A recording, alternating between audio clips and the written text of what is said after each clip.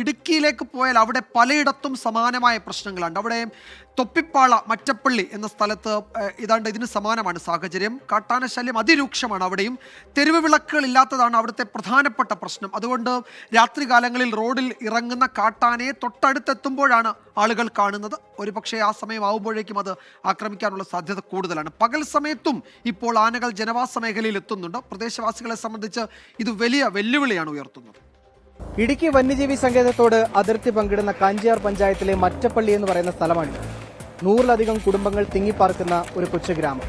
ഞാൻ ഈ നിൽക്കുന്ന റോട്ടിൽ കഴിഞ്ഞ കുറച്ച് ദിവസമായി കാട്ടാനയുടെ ശല്യം അതിരൂക്ഷമാണ്. നമ്മുടെ കുട്ടമ്പുഴയിലെ എൽദോസിന്റെ മരണവുമായി ബന്ധപ്പെട്ട അതേ സാഹചര്യം ഇവിടെയും നിലനിൽക്കുന്നുണ്ട്. എന്താണെന്ന് ചോദിച്ചാൽ എനിക്ക് പിന്നിൽ കാണുന്ന ഈ ഇലക്ട്രിക് പോസ്റ്റുകളിലൊന്നും തന്നെ വഴിവിളക്കുകൾ തെളിയുന്നില്ല. ഈ റോഡിൽ അങ്ങിങ്ങായി ഒരു ലൈറ്റും തെളിയുന്നില്ല എന്നുള്ളതാണ് നാട്ടുകാരുടെ പരാതി.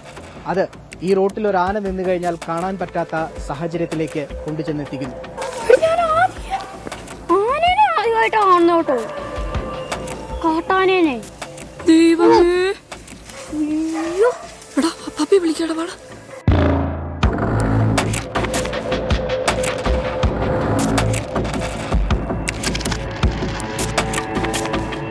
ഇടുക്കി വന്യജീവി സങ്കേതത്തിലൂടെ അതിർത്തി പങ്കിടുന്ന പ്രദേശമാണെങ്കിലും സമീപ നാളുകളിലാണ് കാട്ടാന ജനവാസ മേഖലയിലേക്ക് ഇറങ്ങാൻ തുടങ്ങിയത്. 3 ആനകളുടെ ശല്യമാണിപ്പോൾ സ്ഥിരമായി അനുഭവപ്പെടുന്നത്. രാത്രി ഉറക്കമുളച്ച് ഇവയെ ഓടിക്കേണ്ട ഗതികേടിലാണ് നാട്ടുകാർ. 3 വർഷമായിട്ടാണ് ഇതുപോലെ രൂക്ഷമായിട്ട് കാട്ടാന ശല്യം തുടങ്ങിയത്. ഇന്നലെയൊക്കെ എന്ന് പറഞ്ഞാൽ ഭയങ്കര ഇതായിരുന്നു. ഇന്നലെ ഒരു 9 മണിയായപ്പോൾ ഈ റൂട്ടിൽ തന്നെ നിൽക്കുമായിരുന്നു. ഇവിടുത്തെ കുട്ടികളൊക്കെ ട്യൂഷന് പോയിട്ട് വരുന്ന സമയം എന്നൊക്കെ പറഞ്ഞാൽ 8:15, 8:30 സമയങ്ങളിലാണ്. ആ സമയത്ത് എൻ്റെ കൊച്ചൊക്കെ ട്യൂഷൻ കഴിഞ്ഞ് പോയി കുറച്ച് കഴിഞ്ഞപ്പോഴാണ് റൂട്ടിൽ ആന കണ്ടത്. അതിനുശേഷം മേളിലോട്ട് കയറിയിട്ട് 3:30 വരെ ഈ മേളിൽ തന്നെ ഉണ്ടായിരുന്നു.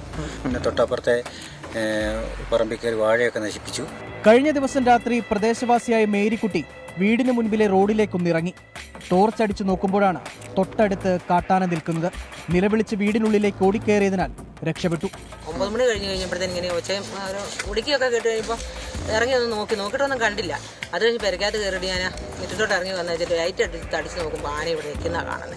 എന്നിട്ട് റോഡ് കയറിയില്ല, വീടിൻ്റെ പിന്നെ വലയെ പിടിച്ചുകൊണ്ട് ഇങ്ങനെ നിൽക്കുന്ന സമയത്ത് അപ്പോൾ ആനയെ കണ്ടു കഴിഞ്ഞപ്പോഴത്തേന് ഞാൻ പെരക്കകത്ത് പെട്ടെന്ന് കയറി കഥ കടച്ചിട്ട് ആൾക്കാരെ ഫോണിൽ കൂടെ ആൾക്കാർ വിളിക്കുമായിരുന്നു. മിക്കവാറും ഇവരെ ഇറക്കി വിടുന്നപ്പോൾ ഞങ്ങൾ പോകും ഇറങ്ങി തന്നെ. ഇനി ആന കൊന്നുകളയൊന്നും അറിയത്തില്ല. ഇപ്പം ആ ഒരു ഭീഷണിയില്ല. ഇതുവരെ ഇങ്ങനെ ഒരു സംഭവം ഉണ്ടായിട്ട് ഇപ്പോൾ 2 വർഷമായിട്ടേ ഉള്ളൂ. അല്ലെ ആന അതിലെയൊക്കെ കയറി പോവുകയുള്ളായിരുന്നു. തെരുവ് വിളക്കുകൾ കൃത്യമായി തെളിഞ്ഞാൽ രാത്രിയിൽ റോഡിൽ ആന നിൽക്കുകയാണെങ്കിൽ കാണാൻ കഴിയും. എന്നാൽ കാഞ്ചിയാർ പഞ്ചായത്ത് അതിനുള്ള നടപടി സ്വീകരിക്കുന്നില്ല. തെരുവ് വിളക്കുകൾ സ്ഥാപിക്കണമെന്നുള്ള ആവശ്യത്തിന് പഞ്ചായത്ത് അധികൃതർ നാട്ടുകാർക്ക് നൽകിയ മറുപടിയും വിചിത്രമാണ്. ഇപ്പോൾ വഴിവിളക്കിൻ്റെ കാര്യം പറഞ്ഞു കഴിഞ്ഞപ്പോഴത്തേനും മെമ്പർ പറഞ്ഞത്, കഴിഞ്ഞ പ്രാവശ്യം വന്നു കഴിഞ്ഞപ്പോഴത്തേനാണെങ്കിലും മെമ്പർ പറഞ്ഞു, ഇപ്പോൾ തൽക്കാലം നിങ്ങളൊരു പണി ചെയ്യുക, വീട്ടിൽ നിന്ന് ഒരു ബെയർ വലിച്ച് വഴിയിലൊരു ബൾബിടാൻ പറഞ്ഞു. അങ്ങനെ പറഞ്ഞേച്ച് മെമ്പർ പോയി. അപ്പം ഞാൻ അങ്ങനെ ഒരു 1-2 മാസത്തോളം നമ്മുടെ വീടിൻ്റെ വാതിക്കൽ പിന്നെ ലൈറ്റ് ഇട്ടേക്കുമായിരുന്നു. അപ്പോൾ എന്നിപ്പോൾ നമുക്ക് അങ്ങനെ ലൈറ്റ് ഇടാൻ പറ്റിയല്ലോ. ഞങ്ങൾ അത് കഴിഞ്ഞ് പിന്നെ ഒരു ശല്യം കുറഞ്ഞെന്ന് കണ്ടു കഴിഞ്ഞപ്പോഴത്തേന് ലൈറ്റ് എല്ലാം അഴിച്ച് മാറ്റി.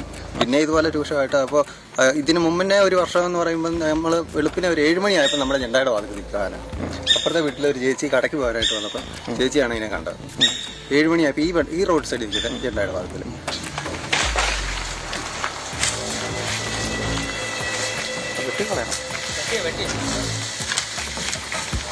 ജനവാസ മേഖല പങ്കിടുന്ന പ്രദേശത്തോട് ചേർന്ന് കിടങ്ങ് കുഴിച്ച് ഫെൻസിംഗ് അടിയന്തരമായി സ്ഥാപിക്കണം. നടപടികൾ വൈകിയാൽ കാട്ടാന ആക്രമണം അതിരൂക്ഷമാകും. ആനകൾ നശിപ്പിക്കുന്ന കൃഷിയുടെ കണക്കെടുക്കാതെ മനുഷ്യജീവന് വില കൽപ്പിച്ചുള്ള നടപടിയാണ് അധികൃതരുടെ ഭാഗത്തുനിന്ന് അടിയന്തരമായി ഉണ്ടാകേണ്ടത്. അല്ലെങ്കിൽ നാട്ടുകാരുടെ ഈ ദുരിത ജീവിതം ഇങ്ങനെ തന്നെ തുടരും. മനുഷ്യജീവന്റെ വില വെറും 10 ലക്ഷം രൂപ മാത്രമല്ല എന്നുകൂടി ഓർക്കണം. രാഹുൽ വിജയൻ, 24 ഇടുക്കി.